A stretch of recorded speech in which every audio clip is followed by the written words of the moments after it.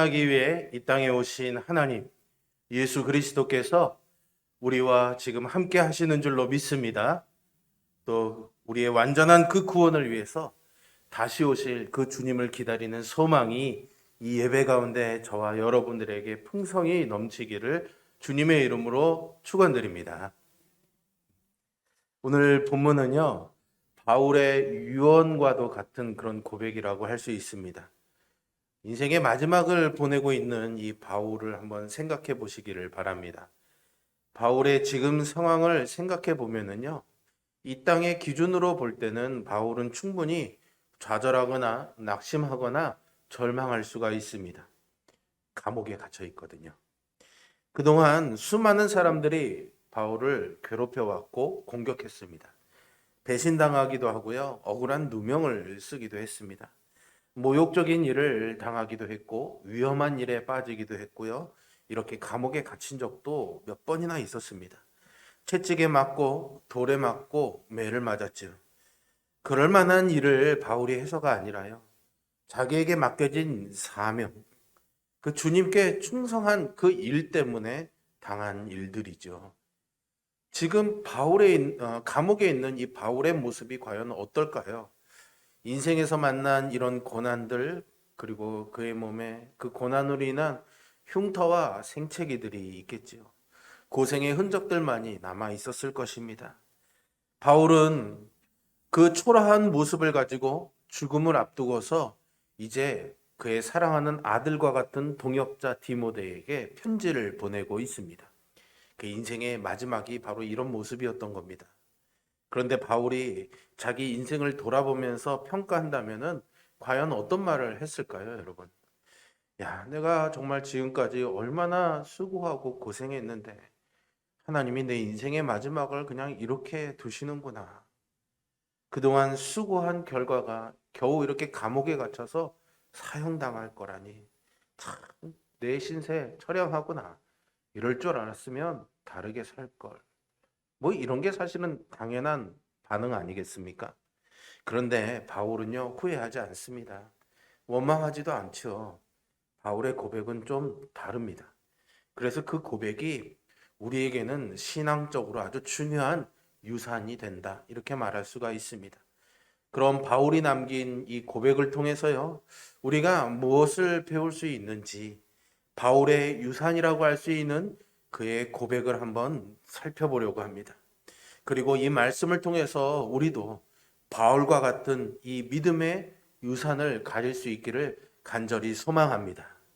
오늘 본문은요, 좀 시점에 따라서 현재와 과거, 그리고 미래, 이렇게 세 부분으로 나누어서 이해해보고 이 말씀을 우리한테 어떻게 적용해 볼 것인가, 여러분들과 좀 나눠보려고 합니다. 먼저는 현재에 대한 바울의 고백입니다. 오늘 본문의 6절에 보시면 바울이 이렇게 고백합니다. 전제와 같이 내가 부어지고 나의 떠날 시각이 가까웠도다. 아멘. 바울은 지금 자기의 상황에 대해서 두 가지 그림을 그리고 있습니다. 비유적인 표현을 통해서 자기의 현재 상황을 말하는 거죠. 첫 번째 비유는요, 제사에 대한 비유입니다.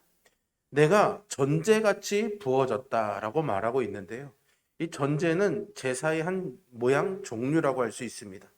제사를 이렇게 드리면서 드리는 마지막 제사인데요, 제사를 드리는 사람이 태워지는 그 제물 위에 포도주를 붓습니다. 그리고 그 포도주를 부으면 어떻게 될까요? 밑에서 불이 막 제물을 태우고 있으니까 포도주가 부어지게 되면 불이 꺼진다고 말씀하지 마십시오. 예, 그 불에 의해서 포도주가 증기처럼 이렇게 날아가지 않겠습니까? 그 증발되는 증기가 하나님께 이 제물이 바쳐지는 것을 상징하는 것이죠. 바울은 그렇게 내가 부어졌다라는 거예요. 자기의 삶이. 바울은 자기의 인생을 하나님께 드리는 이 마지막 전제의 제사로 생각하고 있습니다. 죽을 날을 이제 눈앞에 두고 있는 거죠. 그러니 어쩌면 하나님께 자신의 삶을 이제 완전히 드리는 이 제사는 시작이 된 것이고, 자신의 인생이 이 제물 위에 부어지고 있는 것이죠. 그래서 빌립보 교회에 보낸, 똑같이 감옥에서 보낸 편지인데요, 그 편지에도 바울이 이렇게 말합니다. 만일 너희 믿음의 재물과 섬김 위에 내가 나를 전제로 드릴지라도 나는 기뻐하고 너희 무리와 함께 기뻐할 것이다 라고 말이죠. 여러분, 자신의 인생이 그냥 이렇게 부어져서 수증기처럼 보이지 않게 날아가 버리는데 바울은요, 나는 이걸 너무 기뻐할 거야 라고 말하고 있는 겁니다. 자신의 삶이 하나님 앞에 전제로 드려지는 것이 그에게는 기쁨이었던 거죠. 바울은 자신의 죽음이 이렇게 헛되지 않음을 알고요, 그것으로 만족했던 것입니다. 그리고 두 번째 그림을 그려나가죠. 나의 떠날 시각이 되었다라고 말합니다. 마치 어디로 여행 가는 것 같은 그런 그림을 그리고 있는 겁니다. 자기의 죽음을 떠날 시각이라고 말하죠. 문자적으로 이 말은 좀 묶인 것을 느슨하게 푼다라는 그런 의미입니다. 그래서 이것을 다양하게 사용할 수가 있는데요. 묶어둔 짐승을 풀어서 자유를 준다라는 의미가 되기도 하고요. 묶어둔 천막을 풀어서 이제 다른 곳으로 이동하는, 이사를 간다라는 그런 의미도 됩니다. 또 육지에 묶어둔 배를 풀 때에는 항해를 시작한다, 떠난다는 그런 의미가 되기도 하겠죠. 바울에게 있어서 죽음은요, 이렇게 묶여있는 육신의 속박을 벗어나서 자유를 얻는 것이고, 낡은 옛 집에서 새로운 집으로 이사를 가는 것입니다. 그리고 이 땅을 떠나서 하나님의 나라로 항해를 출발하는 것이죠. 사람은요, 누구나 다 죽음 앞에서 두려움을 느끼고요, 무기력감을 느끼게 되기도 합니다. 그래서 마음의 불평과 낙심이 생길 때도 있습니다. 하지만 바울은 달랐습니다. 죽음을 앞둔 이 바울의 고백에서 알 수 있는 것은 지금 자신의 그 상황과 자신의 이 죽음을 있는 그대로 받아들이고 있다라는 거죠. 이 죽음을 거부하거나 피하려 하거나 두려워하지 않고 있습니다. 마치 그래, 이제 때가 됐구나, 정말 이제는 됐구나 라면서 기다렸다는 듯이 차분하게 이 땅을 떠날 준비를 하는 겁니다.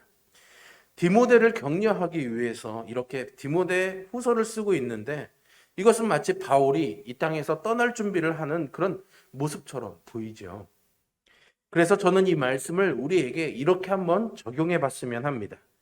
현재에 대한 바울의 고백을 통해서 얻을 수 있는 그 유산은 인정입니다.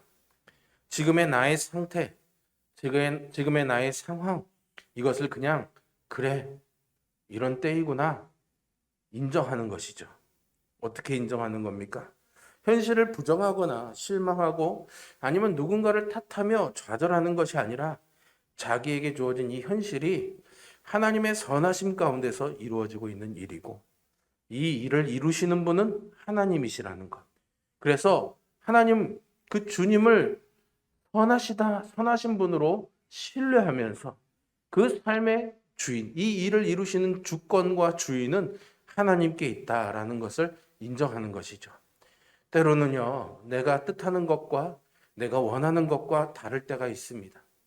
하지만 주님이 허락하신 그 오늘의 어려움, 오늘의 문제, 현재 내가 겪고 있는 그 상황도 하나님의 크신 그 선하심 가운데서는 이루어지고 있는 하나님의 일이라는 사실을 우리는 받아들여야 됩니다. 여러분, 우리의 삶이 얼마나 이 롤러코스터 타는 것처럼 얼마나 변동이 심합니까? 어제는 좋았던 일이 오늘은 어려운 일이 될 수도 있고요. 오늘 또 어려웠던 일이 내일은 또 좋은 일이 될 수도 있는 거 아닙니까? 어제는 뭐가 일이 잘 풀렸는데 오늘은 하는 일마다 안 될 때도 있고, 그런가 하면 내일은 또 뭐가 이렇게 해도 잘 되는 그런 일들, 얼마나 변동이 많습니까? 세상은 그렇게 변합니다. 그런데 여러분, 우리 주님은 변하지 않습니다. 주님은 항상 동일하신 하나님이시요 신실하신 하나님이시기에 그분은 믿을 만한 분, 믿부신 분이라고 우리는 믿습니다.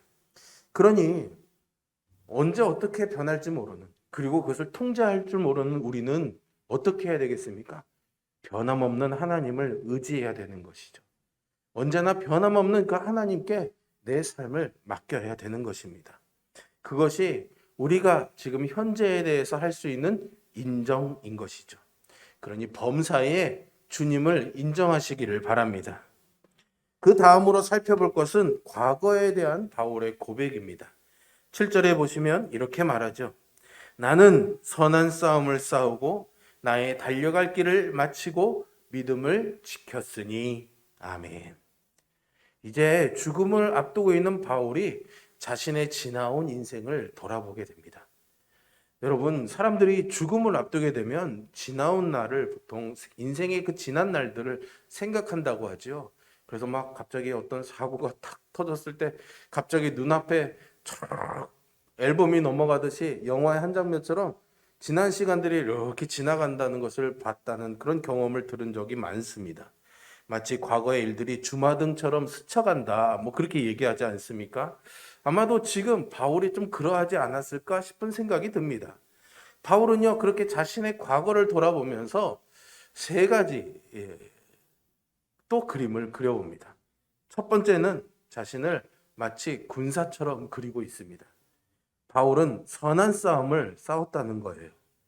여러분, 이 군인들이 싸우는 것은 굉장히 많은 수고가 필요한 힘든 싸움이지 않습니까? 사실은 어떻게 보면 생명을 담보로 내놓고 싸우는 것이 군사의 싸움입니다. 내가 여기서 죽을 수도 있는데 죽지 않기 위해서 싸우는 싸움인 거죠. 그렇기 때문에 이 싸움에서 승리하기 위해 바울은 혼신의 힘을 다했을 것입니다. 아낌없이 자기의 인생을 쏟아부었던 것이죠. 그리고 그는 그러한 선한 싸움을 싸웠습니다. 이 싸움은 자신을 위한 싸움이 아니었습니다. 복음을 위한 싸움이었던 거죠. 두 번째 비유는요, 자신을 운동선수에 비유하고 있습니다. 바울은 운동선수로서 나의 달려갈 길을 마치고 라고 고백합니다. 사도행전에서 바울은요, 이 편지를 받는 디모데가 목회하고 있는 에베소 장로들에게 이런 말을 하는데요. 내가 달려갈 길과 주 예수께 받은 사명, 곧 하나님의 은혜의 복음을 증언하는 일을 마치려 하면은 나의 생명조차 조금도 귀한 것으로 여기지 아니하노라. 아멘. 바울은 정말 이렇게 고백하면서 살아왔던 겁니다. 자신이 달려갈 길, 그리고 주님께 받은 이 사명을 완수할 때까지 멈추지 않았던 거죠. 주님께 택함받은 선수로서 최선을 향해서 달렸고 그 경주를 완주했습니다.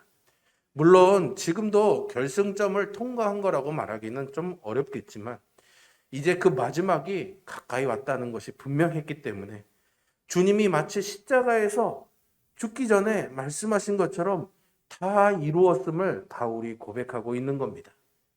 세 번째 비유는요, 목자입니다. 바울이 믿음을 지켰다라는 겁니다. 이 믿음을 지켰다라는 것은요, 좀 이중적인 의미가 있습니다. 첫째는 내가 믿고 있는 이 복음의 진리를 계속해서 내가 신뢰하기 위해 그렇게 이 믿음을 지켰다라는 의미도 있을 수 있고요. 또 다른 하나는 교회 안에 이 교회를 무너뜨리는 거짓 교사들이 있었습니다. 복음을 왜곡하거나 잘못된 복음을 가르쳤는데 바울은 그런 거짓된 복음, 잘못된 복음으로부터 이 진리의 말씀을 수호하기 위해 애썼다라는 의미로 믿음을 지켰다라는 의미를 이해할 수가 있습니다. 뭐 어느 것이든 상관없습니다. 내적으로 나의 믿음을 잘 지켰거나 아니면 외부의 그런 거짓들로부터 복음의 진리를 지키는 믿음을 지키는 일이든지 다 소중한 일이죠. 그런데 이 디모데후서 전후서에 보면 계속해서 바울이 디모데에게 이 진리를 지키는 문제에 대해서 권면하기에 아무래도 후자의 견해가 좀 더 많지 않을까 그런 생각은 해보게 됩니다. 어쨌든 바울은요, 마치 목자가 자기에게 주어진 양을 어떻게든 지켜나가는 것처럼 보호하는 것처럼 이 복음을 순수하게 자기가 받은 이 복음을 잘 지켜왔다라는 겁니다. 이렇게 바울은 군사로서 선한 싸움을 했고요. 운동선수로서 그 경주를 완주할 때까지 쉬지 않고 달려왔고요. 목자로서 양을 지키듯이 내게 주어진 이 복음을 지켜왔다라는 겁니다. 그렇게 바울은 자신의 과거를 돌아보면서 이렇게 고백한 거죠. 오늘 본문을 원문의 순서에 따라서 다시 한번 돌아보면 이렇습니다. 선한 싸움을 나는 싸웠고 달려갈 길을 나는 마쳤고 믿음을 나는 지켰다라는 거죠. 그래서 저는 이 말씀을 우리에게 이렇게 적용해 봅니다. 과거에 대한 바울의 고백을 통해서 얻을 수 있는 우리의 유산은 매듭이라고 표현할 수 있습니다. 우리가 과거를 돌아보면서 과연 바울처럼 고백할 수가 있을까요? 하나님과 사람들 앞에서 나는 하나님 정말로 이 선한 싸움을 잘 싸웠고요. 하나님 나 이 믿음의 경주에서 한 번도 딴 길로 가지 않고 끝까지 쉬지 않고 잘 달려왔고요. 하나님이 내게 주신 이 복음을 끝까지 나는 순수하게 잘 지켰습니다. 자신 있게 말할 수 있겠습니까? 저는 자신이 없습니다. 솔직히. 부끄럽습니다. 왜요? 잘한 것보다 못한 게 더 많은 것 같아요. 또 실수한 것도 참 많은 것 같습니다. 사실 우리가 과거를 생각해 보면 좋은 일도 물론 있겠지만 분명히 나를 붙잡는 과거의 일들이 생각나지 않습니까? 지난날의 잘못이나 실수, 잊고 싶은 일들, 그냥 지워버리고 싶은 그런 과거들이 다 있을 겁니다, 여러분. 왜 없는 것처럼 저를 그렇게 쳐다보십니까? 다 있으시잖아요, 그죠?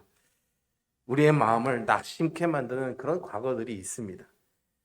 사실 그런 과거를 갖고 있는 우리는 완전하지 않습니다. 부족하죠.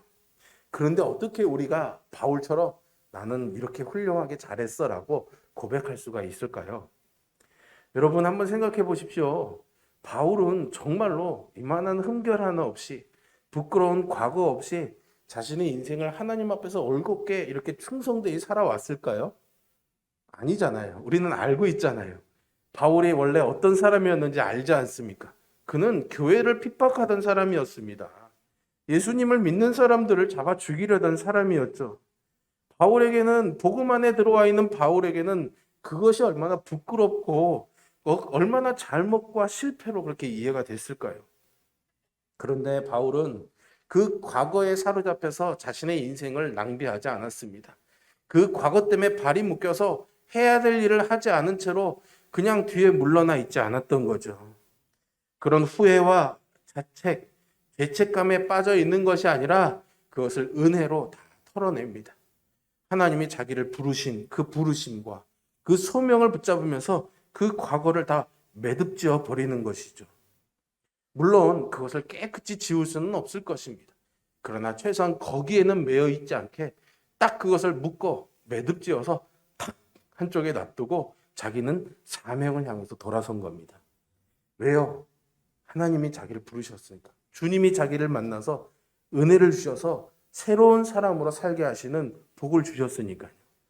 그러니 나에게 이러한 새로운 기회를 주시고 나에게 은혜와 자비를 주시는 더 이상 과거에 매여서 과거의 실수와 부족함에 매여서 그렇게 갇혀 살지 않게끔 우리를 자유케 하시는 그 주님을 우리가 만난다면 우리는 어떻게 반응해야 되겠습니까? 매듭 지을 수 있는 은혜, 그 은혜를 허락하신 주님을 기억할 때 우리는 더 열심히 주님을 위해 수고해야 하지 않겠습니까? 바울이 그랬던 것처럼 과거의 잘못보다 더 풍성한 이 주님의 은혜로 인해서 우리의 과거는 주님을 향한 수고와 헌신으로 한 걸음 더 나아갈 수 있게 해주는 겁니다. 그러니 여러분, 오늘의 넘치는 이 은혜를 기억하시면서 과거의 일을 잘 매듭 지으시기를 바랍니다. 특별히 올해 우리 이제 연말을 보내고 있지 않습니까? 교회력으로 원래 이 대림절은 1월입니다. 신년입니다. 그러니까는 이 대림절이 시작할 때 교회 달력은 새해가 이미 시작이 된 겁니다.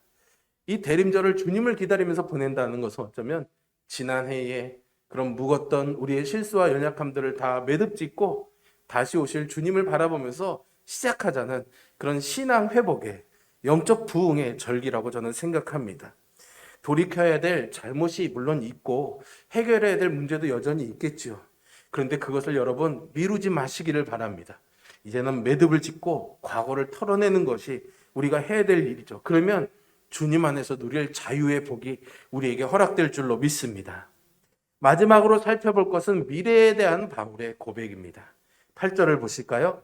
이제 후로는 나를 위하여 의의 면류관이 예비되었으므로 주 곧 의로우신 재판장이 그날에 내게 주실 것이며 내게만 아니라 주의 나타나심을 사모하는 모든 자에게도니라. 아멘. 바울은 자기 인생에서 수많은 어려움들을 만났습니다. 그리고 그 인생의 마지막에 이룬 것이 바로 로마의 감옥이었죠. 하지만 이 바울의 인생, 그 인생의 여정은 이 감옥이 마지막이 아니었습니다. 감옥은 그냥 잠시, 그냥 스쳐 지나가는 과정일 뿐이었던 거죠. 인생의 종착역이 아니라 잠시 지나가는 정거장일 뿐입니다. 이 땅에서 짧은 여행이 끝나면 우리는 영원한 하늘나라로 가기 때문이죠. 주님의 나타나신 바로 그 날이 준비되어 있는 겁니다.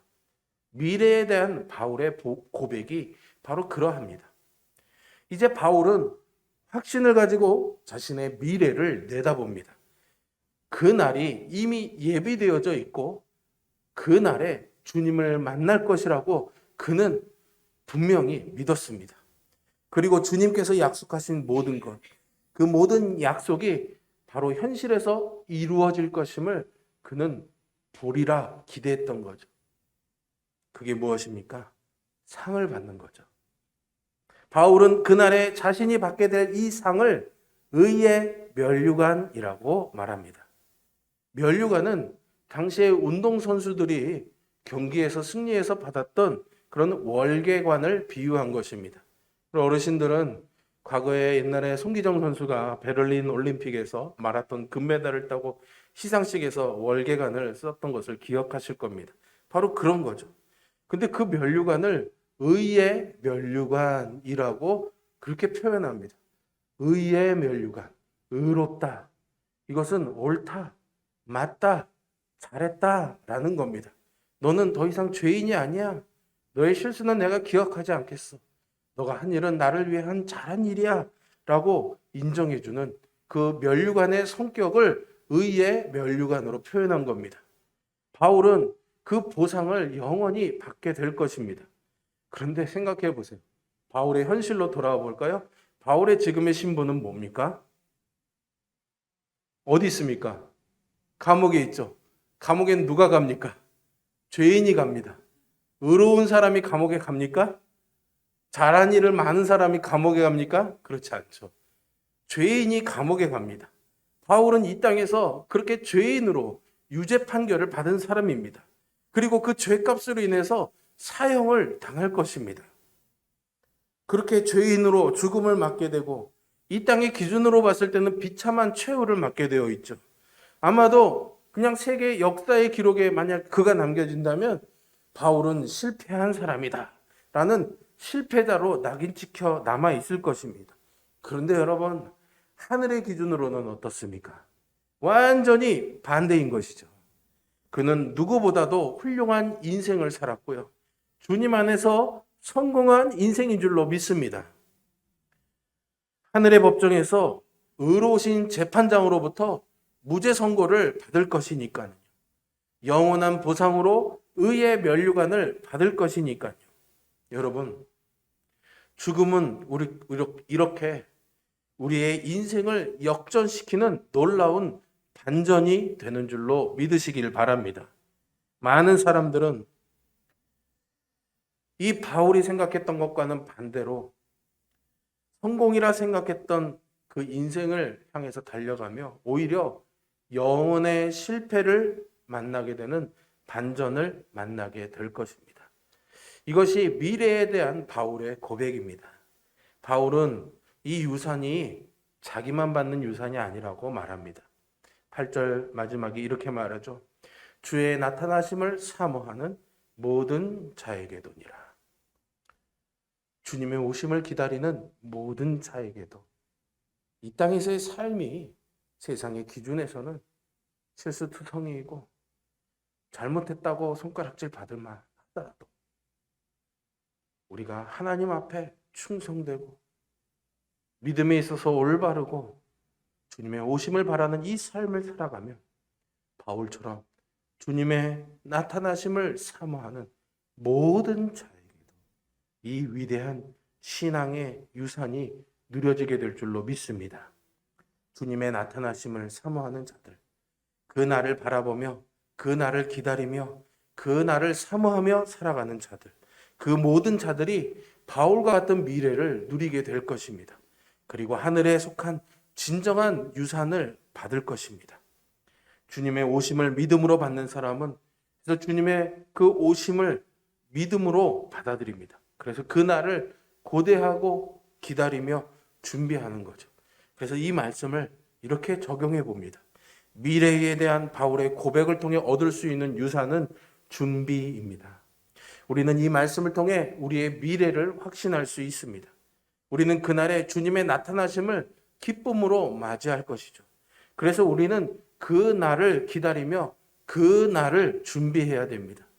우리의 인생의 목표가 그것이 되어야 되고요. 인생의 방향을 제시해주고 가치를 결정해 주어야 됩니다. 우리는 이 땅을 살지만 우리는 저 하늘에 속한 사람이기 때문입니다. 바울이 감옥에서 쓴 편지 중에 하나가 빌립보서인데요. 빌립보서에서도 이렇게 말합니다. 그러나 우리의 시민권은 하늘에 있는지라 거기로부터 구원하는 자 곧 주 예수 그리스도를 기다리노니. 아멘. 여러분, 우리의 시민권은 하늘에 있는 줄로 믿습니다. 그러면 우리는 하늘에 속한 사람처럼 살아가야 됩니다. 이 땅에 매여 살아가는 사람이 아니라 이 땅의 시민으로 살아가는 것이 아니라 하늘의 시민으로 이 땅에 살아가면서 우리를 다시 그 하늘의 시민으로 불러주실 그 주님의 오심을 기다리며 살아가는 것이죠. 바울은 주님을 기다리는 삶이 무엇인지를 이렇게 우리에게 보여줍니다. 그리고 그 날을 준비한다는 것이 무엇인지를 설명해 줍니다. 그래서 우리가 그 날을 준비하기 위해 그 명령을 다시 생각하게 하는 거죠. 오늘 5절의 말씀입니다. 그러나 너는 모든 일에 신중하여 고난을 받으며 전도자의 일을 하며 내 직무를 다하라. 아멘. 오늘 본문 중에 3절과 4절은 바울은 세상에 대해서 말합니다. 그리고 6절부터는 자기 자신에 대해서 말하는 거죠. 중간에 5절이 있는데 바로 이 5절의 말씀은 디모데에게 너는 이렇게 해라 라는 명령을 하게 되는 거죠. 세상에서 바울이 이렇게 살아왔으니 그 세상과 이제 곧 떠날 바울에게 남겨져 있는 디모데에게 그는 위대한 유산이자 명령을 이렇게 당부하고 있는 겁니다. 세상에 대해서 믿음으로 승리한 바울이 있었고 이제 그 바울 다음으로 디모데가 세상에 대해서 싸워야 되는 것입니다. 뿐만 아니라 우리도 그 사이에 디모데처럼 있는 것입니다. 그래서 디모데를 향한 명령은 곧 나를 향한 우리를 향한 명령이 되는 것이죠. 5절에서 그러나 너는 이라고 바울이 디모데에게 도전했던 것처럼 다시 우리에게 또한 도전하고 있습니다. 세상이 어떠하든지 사람들이 어떠하든지 그러나 너는 너에게 맡겨진 이 사명에 충성하여 군사처럼 이 복음을 위하여 선한 싸움을 싸우고 운동선수처럼 우리가 그곳에 이를 때까지 최선을 향해서 멈추지 말고 달려갈 것이며 우리에게 주어진 이 복음을 생명을 지키듯이 정말 소중하게 지켜달라는 명령이죠. 바울은 이렇게 말합니다. 나의 인생이 너의 인생을 더 풍성하게 만드는 유산이 되기를 바란다. 내가 그랬던 것처럼 너도 충성함으로 내가 달려간 이 길을 달려가라고요. 여러분, 해마다 연말이 되면 TV 같은 데서 시상식 같은 거 많이 하지 않습니까?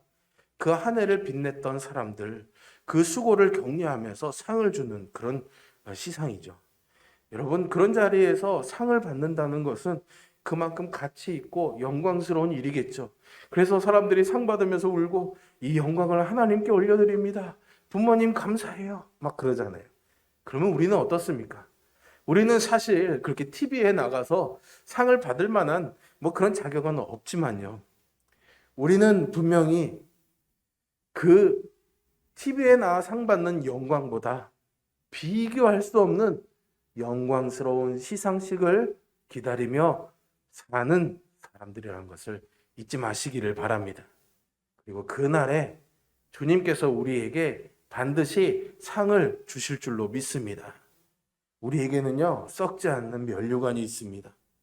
영원한 생명과 기쁨이 되는 영광스러운 의의 면류관인 것이죠. 그날에 우리가 이 땅에서 행한 모든 수고에 대해서 주님께서 칭찬하시고 반드시 보상해 주실 것입니다. 그러니 여러분, 그날을 기다리시기를 바랍니다. 그러면 우리는 지금 어떻게 살아야 될까요? 주님의 나타나심을 사모하며 그 날을 간절히 기다려야 되지 않을까요? 그 날에 주님께 더 큰 기쁨과 더 큰 영광을 드리기 위해 지금 더 수고해야 되지 않을까요? 그러기 위해 죽음을 앞둔 바울의 이 고백이 이제는 여러분들의 유산이 되었으면 좋겠습니다. 지금의 나의 삶, 지금의 나의 상황, 선하신 하나님 그 안에 내게 주어진 것임을 현실을 인정하고 나를 괴롭히고 충성하지 못하게 하는 과거의 실수와 잘못들, 그 죄의 무거운 짐을 다 매듭지어 버리고 이제는 내게 주어질 그 날을 소망하며 미래를 준비하는 저와 여러분이 되기를 바랍니다. 그러기 위해 주님을 만나기를 간절히 사모하며 무엇보다도 주님을 뜨겁게 사랑하시기 바랍니다. 그리고 나에게 주어진 작든 크든 간에 그 주어진 일들에 책임을 가지고 충성하시기를 부탁드립니다. 우리가 왜 그래야 됩니까? 그날을 기다리기 때문이죠. 그럼 그날은 왜 기다립니까? 너무나 보고 싶고 너무나 만나고 싶은 그 주님을 만날 것이니까요. 기도하겠습니다.